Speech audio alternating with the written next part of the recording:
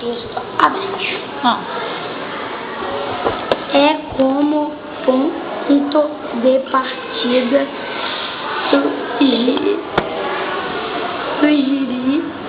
sugiro que a partir deste momento já começamos a falar sem pontuação. Nenhuma. Pois a falta de sinais de pontuação nas notas pequena, a trama fica balançando. É bom. Forma de processo. Amigos, vocês estão entendendo o que estou falando? Concordam comigo? Eu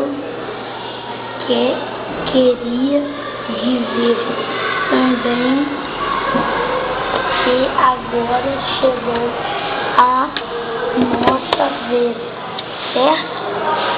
Gostaria de saber o que vocês acham de tudo isso.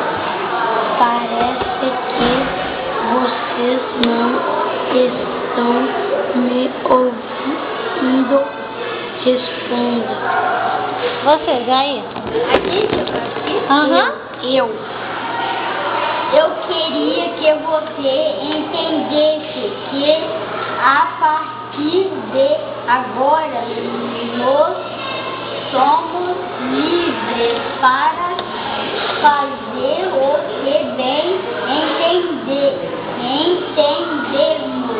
Podemos participar da frase que fizemos e